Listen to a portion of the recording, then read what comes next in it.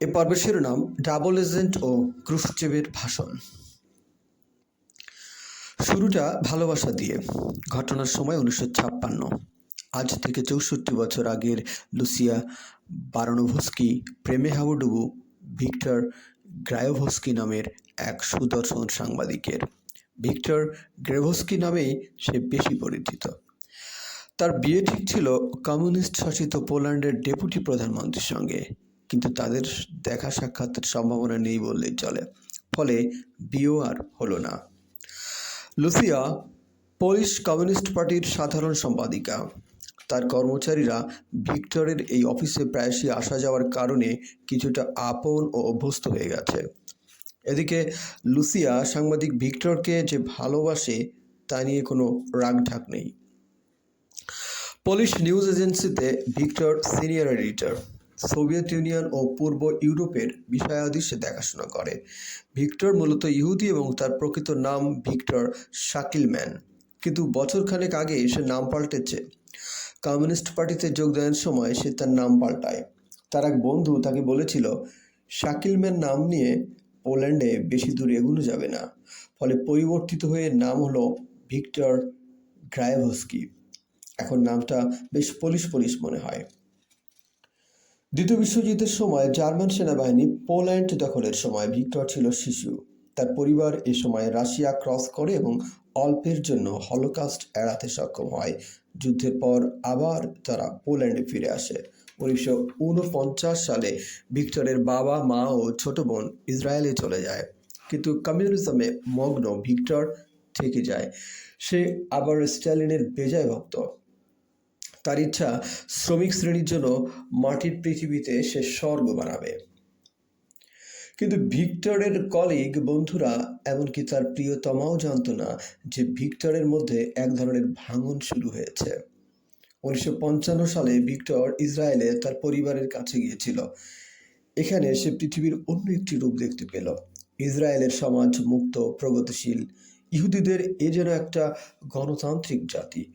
Communist প্রচারণা চালাতে চালাতে ভিক্টর ক্লান্ত। শুনতে শুনতে কান পচে গেছে।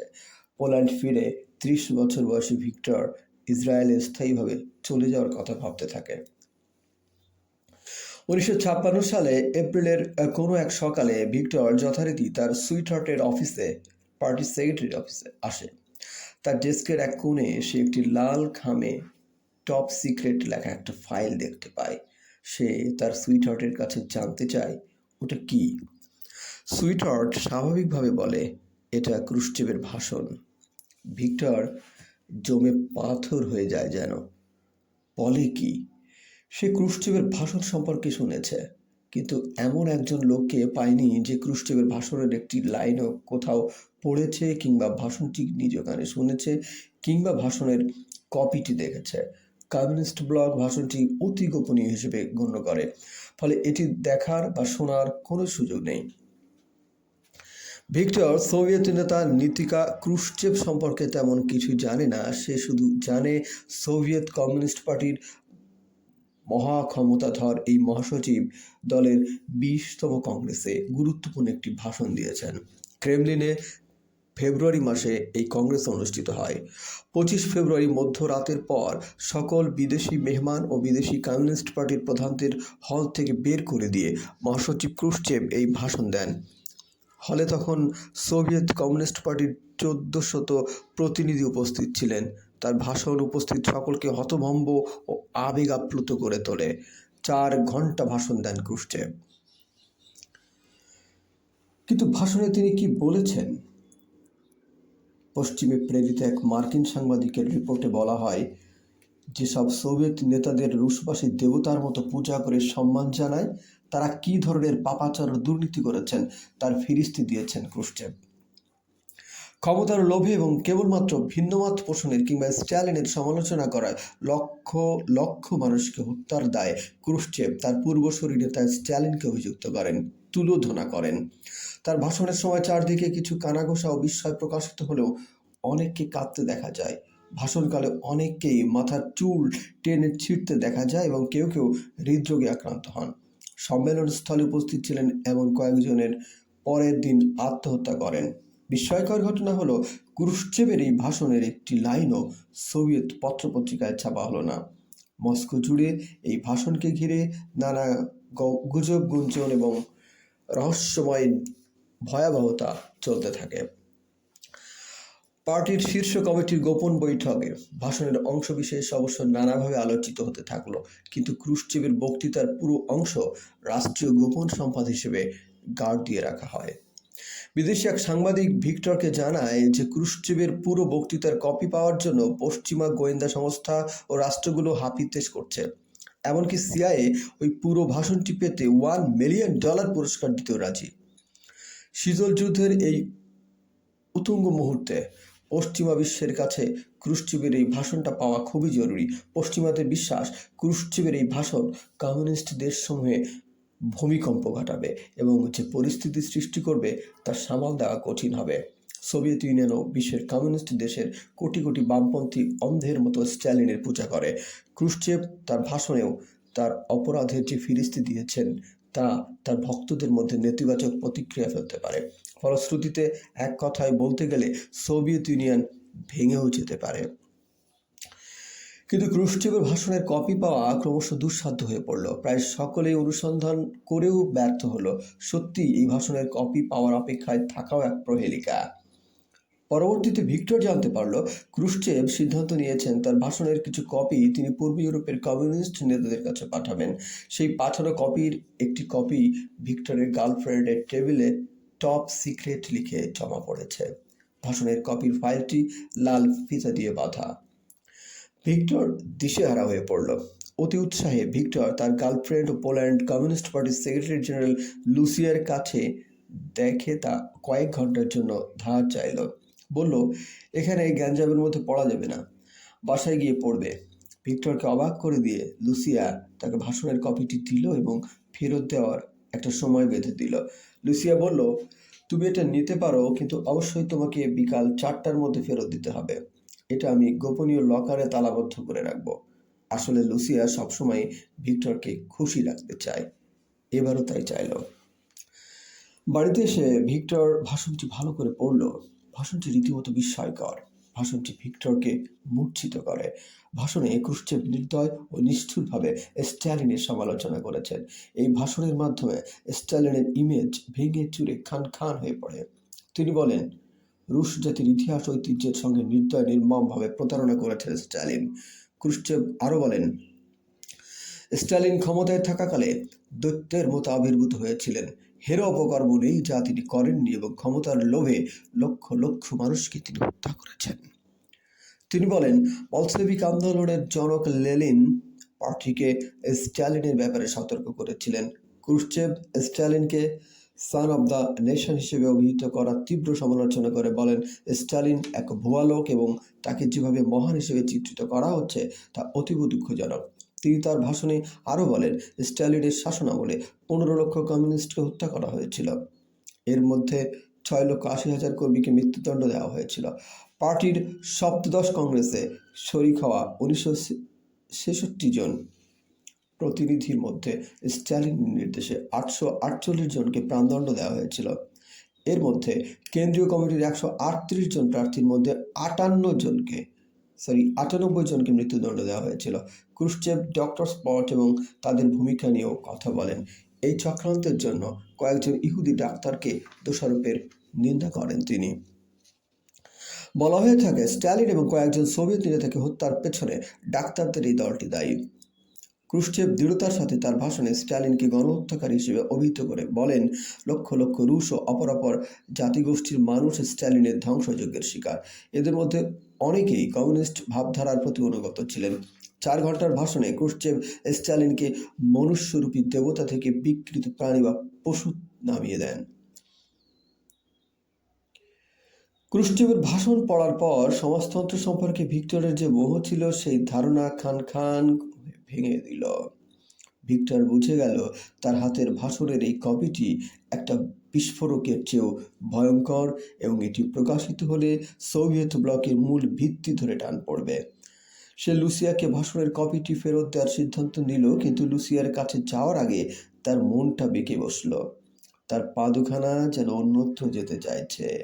কেমন করে জানি ভিক্টর ইসরায়েলি দূতাবাসে ঢুকে পড়ল। সে আত্মবিশ্বাসের সঙ্গে ইসরায়েলি দূতাবাসে ঢুকে পড়ল। গেটে পুলিশ ও গোয়েন্দা বিভাগের লোক ছিল, কিন্তু কি করে জানি তারা ভিক্টরকে পথ ছেড়ে দিল। কয়েক মিনিটের মধ্যেই সেক্রেটারি ইয়াকোব বারমোরের টেবিলে। তিনি আবার পোল্যান্ডের সাবাকের প্রতিনিধিও। ভিক্টর তার হাতে ক্রুশ্চিভের ভাষণের লাল খামটি তুলে দিল। ভিক্টরকে কয়েক মিনিট বসতে বললেন ইয়াকোব। ভাষণটি পেয়ে তার আত্মা ছাড়ার উপক্রম হয়েছে। ইয়াকোব 1 ঘন্টা পর ফিরে এলেন। ভিক্টর বুঝল যে ইয়াকোব পুরো ভাষণটি ফটোকপি করে রেখেছেন, কিন্তু এ নিয়ে কোনো প্রশ্ন করল না। ভিক্টর খামটি তুলে নিল এবং কোটের ভেতরে সেটি লুকিয়ে ফেলল। সে লুসিয়ার অফিসে যথাসময়ে ফিরে গেল এবং লুসিয়া সেটি সাবধানে তুলে রাখলো। কেউই ভিক্টরকে জিজ্ঞেস করলো না কিংবা ইসরায়েলের দূতাবাসে যাওয়ার ব্যাপারে প্রশ্নও করলো না। 1956 সালের 13 এপ্রিল শুক্রবার দুপুরের পরপরই সাবাকের পরিচালক আমোস ম্যানোরের কক্ষে ঢুকলেন জেলি কাটুস। কাটুস ম্যানোরের একান্ত সচিব। জাফায় একটি পুরনো আরবদের ভবনে সাবাকের সদর দপ্তর। ম্যানোর কাটজকে জিজ্ঞেস করলেন পূর্ব ইউরোপ থেকে কিছু এসেছে কিনা। শুক্রবারের এটা একটা রুটিন প্রশ্ন, কেননা ওই দিন ডিপ্লোম্যাটিক ব্যাগে করে সাবাক এজেন্টদের নানা তথ্য চিঠিপত্র সুরক্ষিত অবস্থায় আসে। জেলিক জানালেন কয়েক মিনিট আগে ওয়ার্সো থেকে পার্টির কংগ্রেসে দেয়া ক্রুশ্চিভের ভাষণের অংশ বিশেষ এসেছে। জেলিগের কথা শুনে অবাক হয়ে চেয়ার থেকে লাফিয়ে উঠলেন মনোর এবং এখনই তা নিয়ে আসার জন্য বললেন। ব্যারোর মাত্র কয়েক বছর হলো ইসরায়েলের ইমিগ্রান্ট হয়েছেন। তার জন্ম রোমানিয়া মেন্ডেলভিসে। সচ্ছলই ছিলেন তারা। তাদেরকে ইউটিজে একটি ক্যাম্পে পাঠানো হয়েছিল। সেখানে বাবা মা, ভাই ও 2 বোন অর্থাৎ পুরো পরিবারকে হত্যা করা হয়। তাদের ক্যাম্প মুক্ত হয়ে গেলে তিনি বুখারেস্টে চলে যান। তখন তার হাতে আছে মাত্র 80 পাউন্ড। ব্রিটিশ নিয়ন্ত্রিত ফিলিস্তিনে ইহুদি শরণার্থীদের চোরাপথে সেখানে প্রেরণ তিনি ব্যাপক অবদান রেখেছেন। যুদ্ধকালে তার পরিচিতি ছিল আমোস নামে, যদিও কাজ চালাতে তাকে বহু নাম ব্যবহার করতে হয়েছে। 1949 সালে ইসরায়েলে যাওয়ার পালা যখন তার আসে, রোমানিয়া তাতে আপত্তি জানায়। কর্তৃপক্ষ তাকে যেতে নিষেধ করে। তিনি চেক প্রজাতন্ত্রের একটি ভুয়া পাসপোর্ট নিয়ে রোমানিয়া থেকে পালান। নিজের নাম ধারণ করেন অট্রো স্ট্যানিক। তার বন্ধুরা তার সহস্র নাম রয়েছে বলে মজা করতেন। ইসরায়েলে ঢোকার পর তার নাম হয় আমোস ম্যানোর। ইসরায়েলের গোয়েন্দা দপ্তরে তিনি অল্প সময়ে নাম করেন। ইসার তার প্রতি দুর্বল ছিলেন, কিন্তু ম্যানোর ছিলেন তার বিপরীত। ইসার ছোটোখাটো, ম্যানোর লম্বা। ইসার ছিলেন শান্ত। ইসার খেলাধুলা করতেন না, কিন্তু ম্যানোর ছিলেন ভালো সাঁতারু। টেনিস, ভলিবল খুব খেলতেন। ইসার মূলত রুশ ও ইডিস অর্থাৎ ইহুদি ভাষায় কথা বলতেন। ম্যানোর জানতেন 7টি ভাষা। ইসার লেবার পার্টির ভক্ত ও সদস্য, কিন্তু ম্যানোর রাজনীতির ধার ধারতেন না। ইসার ভদ্রচরিত পোশাক পরতেন, ম্যানোর পরতেন ফ্যাশনেবল পোশাক। চেহারা ইউরোপীয়দের মতো, কিন্তু অসম্ভব বুদ্ধিমান এবং তাত্ত্বিক ছিলেন। ইসার তাকে 1949 সালে সাবাকে নিয়োগ দেন। প্রায় 4 বছরের মাথায় ইসারের অনুমোদনে প্রধানমন্ত্রী বেন গুরিয়ান তাকে পরিচালক করেন। ইসরায়েলি গোয়েন্দাদের সিআইএর সঙ্গে গোপন সম্পর্ক প্রতিষ্ঠায় তাকে দায়িত্ব দেওয়া হয়েছিল।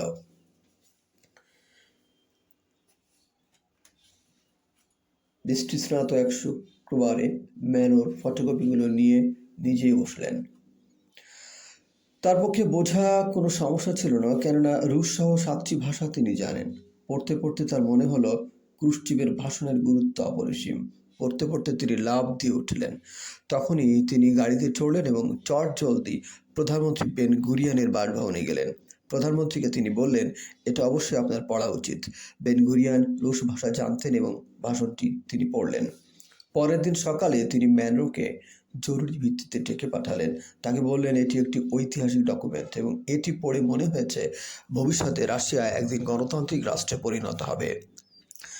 ইসার ভাষণটি পান 15 এপ্রিল এবং উপলব্ধি করলেন এটি ইসরায়েলের খুবই উপকারে আসবে। বিশেষ করে এই ভাষণের কল্যাণে মোসাদের সঙ্গে সিআইএর সম্পর্ক আরও মধুর ও ঘনিষ্ঠ হবে। 1951 সালে যুক্তরাষ্ট্র সফরকালে বেন গুরিয়ন জেনারেল ওয়াল্টার বেডেল স্মিথের সঙ্গে সাক্ষাৎ করছিলেন। এই জেনারেলের সঙ্গে দ্বিতীয় বিশ্বযুদ্ধের শেষ দিকে ইউরোপে তার সাক্ষাৎ হয়েছিল। স্মিথ ছিলেন সিআইএর পরিচালক। বেডেল কোনো প্রকার চিন্তা ভাবনা ছাড়াই ইসরায়েলের গোয়েন্দা সংস্থা মোসাদের সঙ্গে সিআইএর সম্পর্ক সীমিতভাবে গভীর করতে সম্মত হয়েছিলেন। ওদিকে মোসাদের জন্ম 1947 সালে। সোভিয়েত এবং ইস্টার্ন ব্লকের অভিবাসীদের সম্পর্কে তথ্যাদি নিতে ইসরায়েলের সহযোগিতাকে আমেরিকা খুব গুরুত্ব দিয়েছিল। বহু প্রকৌশলী, টেকনিশিয়ান, এমনকি সেনা কর্মকর্তা যারা সোভিয়েত ইউনিয়ন বা ওয়ারশোতে কাজ করেছেন, তাদের পক্ষে কমিউনিস্ট ব্লকের সেনা ও যন্ত্রপাতি সম্পর্কে জানানো সহজ। ইসরায়েল আমেরিকাকে সব তথ্য প্রকৃতপক্ষেই সরবরাহ করে আসছিল। আমেরিকা এসব খবরে দিনকে দিন চমৎকৃত হচ্ছিল। আমেরিকা তাদের কাউন্টার ইন্টেলিজেন্সের প্রধান প্রবাদ পুরুষ জেসাস এঙ্গলটনকে ইসরায়েল তথা মোসাদের সঙ্গে সম্পর্ক উন্নয়নের লিয়াজ অফিসার নিযুক্ত করল। জেসাস ইসরায়েল সফর করলেন এবং বিভিন্ন বিভাগের প্রধানদের সঙ্গে পরিচিত হলেন। তিনি আমোস ম্যানরোর সঙ্গে একটা বন্ধুত্বপূর্ণ সম্পর্ক স্থাপন করলেন, এমনকি তার ছোট্ট 2 রুমের বাসায় স্কচ খেয়ে কয়েকদিন কাটালেনও। কিন্তু এবার ইসার এবং আমোস অনেক গুরুত্বপূর্ণ জিনিস আমেরিকার হাতে তুলে দিতে উদ্গ্রীব হলেন। তারা সিদ্ধান্ত নিলেন ক্রুশচিভের ভাষণ তারা সরাসরি ওয়াশিংটনে পৌঁছে দেবেন, তবে তেল আবিবের সিআইএ অফিসের মাধ্যমে নয়। যুক্তরাষ্ট্র নিযুক্ত মোসাদ প্রতিনিধি ইজি ডোরেটকে ভাষণের কপি এক বিশেষ বার্তাবাহকের মাধ্যমে বাহককে পাঠিয়ে দিলেন। এই কপি দ্রুত গতিতে পৌঁছে গেল জেসাস অ্যাঙ্গেলটনের হাতে। 17 এপ্রিল জেসাস ক্রুশচেভের সেই ভাষণ পৌঁছে দিলেন অ্যালান দুল্লেমের হাতে এবং সেদিনই ভাষণটি পৌঁছে গেল মার্কিন প্রেসিডেন্ট আইজেনহাওয়ারের টেবিলে। মার্কিন গোয়েন্দা বিভাগের প্রধানরা এই ভাষণটি দেখে অবাক হয়ে গেলেন। ইসরায়েলের ক্ষুদ্র গোয়েন্দা সংস্থা যে বিশাল কাজটি করেছে, তার কাছে ব্রিটেন, ফ্রান্স, যুক্তরাষ্ট্রের উচ্চতর প্রশিক্ষণপ্রাপ্ত গোয়েন্দারা তুচ্ছ। সিআইএ সিনিয়র কর্মকর্তারা, ক্যাপিটাল বিশেষজ্ঞদের দ্বারা পরীক্ষা করে দেখলেন যে ভাষণটি জাল নয়, ভাষণটি সঠিক। এর ভিত্তিতে সিআইএ ভাষণটি নিউ ইয়র্ক টাইমসের কাছে ফাঁস করে দিলেন। 1956 সালের 5 জুন নিউ ইয়র্ক টাইমস ক্রুশচেভের ভাষণটি প্রথম পাতায় ছেপে দিলে বিশ্বব্যাপী যেন ভূমিকম্প হয়, কমিউনিস্ট বিশ্বে আলোড়ন হয়। কতিপয় ঐতিহাসিকের মতে এই ঘটনায় পোল্যান্ড এবং হাঙ্গেরিতে সোভিয়েতের বিরুদ্ধে স্বতঃস্ফূর্ত গণঅভ্যুত্থান এবং সভা সমাবেশ হতে শুরু করে। ইসরায়েলের এই ইন্টেলিজেন্স কু মোসাদ ও সিআইএর মধ্যে তথ্য আমেরিকার সম্পর্ককে আরও গভীর এবং মধুর করে তোলে। লুসিয়ার যে ফাইলটি ভিক্টরকে প্রায় তাচ্ছিল্য করে দিয়েছিল, সেই ফাইলটির কারণে ইসরায়েলের মোসাদ হিমালয় সাদৃশ্য মর্যাদা লাভ করে। ভিক্টর যে ক্রুশচেভের ভাষণ আমেরিকায় পাচারের মূল ব্যক্তি, কারো মনে তা নিয়ে কোনো সন্দেহের উদ্রেক হলো না। 1957 সালে ভিক্টর ইসরায়েলে স্থায়ী হলো। ম্যানরোর কাছে সে কৃতজ্ঞতা স্বরূপ ম্যানর তাকে ইসরায়েলের পররাষ্ট্র মন্ত্রণালয়ে একটা চাকরি পাইয়ে দিলেন। পূর্ব ইউরোপের ডেস্কে তাকে বসানো হলো। কিছুদিনের মধ্যেই ভিক্টরকে সরকার পরিচালিত রেডিও কোল ইসরায়েলের সম্পাদক এবং রিপোর্টার হিসেবে নিয়োগ দেওয়া হলো। রেডিও পোলিশ সেকশনে তার কাজ। কিছুদিনের মধ্যে ভিক্টর তার 3 নম্বর চাকরিটি পেল। ইসরায়েল থেকে আসার পর ভিক্টর অল্পান নামক বিশেষ একটি স্কুলে জানা কয়েক সোভিয়েত কূটনীতিকের সঙ্গে সাক্ষাৎ করে। ইমিগ্রান্ট ও বিদেশিদের যে স্কুলে হিব্রু ভাষা শেখানো হয়, সেখানে তাদের আলাপ। একজন রুশ কূটনীতিক পররাষ্ট্র মন্ত্রণালয়ে ভিক্টরের সঙ্গে পরিচিত হন এবং একজন অভিবাসী হিসেবে বড় পদে আছেন জেনে খুব খুশি হন। এদিকে এক কেজিবি এজেন্ট ভিক্টরের পোল্যান্ডের রাজনৈতিক পরিচয় উল্লেখ করেন এবং অতীতের কথা স্মরণ করিয়ে দেন। কেজিবি এজেন্ট অতঃপর ভিক্টরকে ইসরায়েলে তাদের এজেন্ট হওয়ার অফার দেন। ভিক্টর বিষয়টি নিয়ে ভাববেন বলে প্রতিশ্রুতি দিয়ে মোসাদের সদর দপ্তরে সরল মনে উপস্থাপন করেন। ভিক্টর জানতে চান তার কি এমন করণীয়, কি করবে সে। মোসাদের লোকজন খুশিতে আত্মহারা হয়ে চমৎকার বলে প্রস্তাব গ্রহণের অনুমতি দিল। ভিক্টর এখন হলেন ডাবল এজেন্ট, অর্থাৎ নিজ দেশ ইসরায়েল আর ভিন দেশ রাশিয়া। তবে মোসাদের শর্ত হলো ভিক্টর সোভিয়েত ইউনিয়নকে সবসময় ভুয়া তথ্য দেবেন। দৈত্য গোয়েন্দাগিরি শুরু করে ভিক্টর মোসাদের নির্দেশে দীর্ঘদিন রাশিয়াকে ভুল খবর দিয়ে যেতে লাগলো। মোসাদ যেভাবে ব্রিফ করত, রুশদের সেভাবেই ভিক্টর খবর দিত। তার কেজিবি বসরা জেরুজালেম রামাল্লার জঙ্গলে চার্চ বা আশ্রমে, কোনো রেস্টুরেন্টে কিংবা দূতাবাসের রিসিপশনে গিয়েও সে তথ্য সংগ্রহ করত। 14 বছর ধরে ভিক্টর এভাবে 2 দেশের গোয়েন্দা হিসেবে কাজ করেছে। রুশরা কোনো ঘটনায় তাকে সন্দেহ করেনি এবং নিত্য নতুন খবরে তারা চমৎকৃত হয়েছে এবং ভিক্টরকে বাহাবা দিয়েছে। মস্কোর কেজিবি সদর দপ্তরে বরং এই গুজব চালু ছিল যে তারা খুবই ভাগ্যবান, কেননা ইসরায়েলে তারা এমন একজন চর পেয়েছেন যার সঙ্গে ইসরায়েল সরকারের শীর্ষ পর্যায়ের সঙ্গে গভীর সম্পর্ক রয়েছে। বেশ চমকপ্রদ খবর পাওয়া যাচ্ছে। দীর্ঘ 12-14 বছরে একবারও সোভিয়েত ইউনিয়নের কর্মকর্তারা তাকে কোনো প্রশ্ন করেনি বা সন্দেহের চোখে দেখেনি। 1967 সালে একটি ব্যতিক্রমী ঘটনা ঘটল। এবার রুশরা ভিক্টরের অভিমত ও উপসংহার উপেক্ষা করল। মজার ব্যাপার হলো, এই প্রথমবার সে সোভিয়েত ইউনিয়নকে সত্য খবর দিয়েছিল, কিন্তু কেজিবির কাছে তা পাত্তা পেল না। 1967 সালের মিশরের প্রেসিডেন্ট গামাল আবদেল নাসের বিভ্রান্তিমূলকভাবে ভাবতে শুরু করেন যে মে মাসে ইসরায়েল সিরিয়া আক্রমণ করবে। অতঃপর তিনি সিনাই অঞ্চলে সেনা সমাবেশ ঘটান এবং জাতিসংঘের শান্তিরক্ষীদের বহিষ্কার করেন। একই সাথে তিনি লোহিত সাগরের একটি প্রণালীতে ইসরায়েলের জাহাজ চলাচল বন্ধ করে দেন। তিনি ইসরায়েল ধ্বংস করে দেবেন বলেও শাসান। বস্তুতপক্ষে মিশর আক্রমণের কোনো ইচ্ছা ইসরায়েলের ছিল না এবং বরং ইসরায়েল মিশরের সাথে যুদ্ধ ঠেকানোর চেষ্টা করে যাচ্ছিল। ইসরায়েলের প্রধানমন্ত্রী এশকল মোসাদকে বললেন রাশিয়ার সাথে কথা বলতে। প্রধানমন্ত্রী বললেন, মিশর যদি তার আগ্রাসী মনোভাব পরিবর্তন না করে ইসরায়েল সেক্ষেত্রে যুদ্ধ করবে। প্রধানমন্ত্রী আরও বললেন, মিশরের উপর রাশিয়ার ব্যাপক প্রভাব রয়েছে, ফলে মিশরকে ঠেকানো বা বোঝানো কঠিন হবে না। তারপরও যদি মিশর তার পরিকল্পনা প্রত্যাহার না করে তবে ইসরায়েল যুদ্ধ করবে। ভিক্টর কেজিবিকে ইসরায়েলের প্রকৃত মনোভাব প্রমাণ সহ রাশিয়াকে জানালো, কিন্তু সোভিয়েত ইউনিয়ন পরিস্থিতির উল্টো ব্যাখ্যা করে বসলো। রাশিয়া ভিক্টরের পরামর্শ আমলে না নিয়ে উল্টো নাসেরকে যুদ্ধের প্রস্তুতি জোরদার করতে বলল। যুদ্ধের ফলাফল হলো ইসরায়েলের স্বপ্রণোদিত যুদ্ধে মিশর, সিরিয়া এবং জর্ডানের সৈন্যদের ব্যাপক প্রাণহানি ঘটছিল এবং ওই দেশগুলোর বিশাল ভূখণ্ড ইসরায়েলের করায়ত্ত হলো। সোভিয়েত ইউনিয়নও ক্ষতিগ্রস্ত হলো। এই যুদ্ধে তাদের অস্ত্র নিম্নমানের বলে প্রতীয়মান হলো। মিত্র দেশগুলো যেভাবে মার খেলো তাতে রাশিয়ার মাথা কাটা যাওয়ার উপক্রম হলো এবং বন্ধু দেশকে প্রতিরোধে ব্যর্থতার গ্লানি তার পক্ষে ভোলা কঠিন হলো। এই বছর ভিক্টর ও রাশিয়ার সম্পর্ক মধুর থেকে মধুরতর হলো। মধ্য ইসরায়েলের এক জঙ্গলে সোভিয়েত কর্মকর্তাদের সঙ্গে বৈঠক করার জন্য তাকে ডাকা হলো। কেজিবি গোয়েন্দা ভাব গাম্ভীর্যে গদগদ হয়ে তাকে জানালো সোভিয়েত সরকার তার উপর দারুণ সন্তুষ্ট, কেননা তাদের প্রতি ভিক্টরের উৎসর্গীকৃত মনোভাবের কোনো তুলনাই হয় না। অত্যন্ত খুশি হয়ে রুশ সরকার তাকে তাদের সর্বোচ্চ মর্যাদাসম্পন্ন পদক লেনিন পদক দেওয়ার সিদ্ধান্ত নিল। রাশিয়া একই সাথে দুঃখ প্রকাশ করল যে ইসরায়েলের মাটিতে ভিক্টরকে এই পদক দেওয়া সম্ভব নয়। তাকে আশ্বস্ত করা হলো এই পদক মস্কোতে তার জন্য সংরক্ষিত থাকবে। রুশরা ক্ষমা চেয়ে নিয়ে বলল, যখনই ভিক্টরের সময় সুযোগ হবে সে যেন এই পদক গ্রহণ করে। ভিক্টর ইসরায়েল থেকে যেতে মনস্থ করল, কিন্তু ভিক্টরকে কেউ ভুলে যায়নি। 2007 সালে সাবাক অফিসে ভিক্টরকে দাওয়াত দেওয়া হলো। সাবাক ও মোসাদের বর্তমান ও সাবেক পরিচালকদের একটি গ্রুপ ওই দাওয়াতে শরিক হন। ভিক্টরের স্বজন, বন্ধুবান্ধব ও সহকর্মীরা অনুষ্ঠানে উপস্থিত ছিলেন। তৎকালীন সাবাক পরিচালক ডিস্কিন কৃতিত্বপূর্ণ চাকুরি জীবনের জন্য ভিক্টরকে অতি সম্মানজনক একটি পদক উপহার দেন। তবে মজার ব্যাপার হলো, মোসাদের একমাত্র সদস্য হলেন ভিক্টর, যিনি দুবার দুটি বড় ধরনের পদক পেলেন।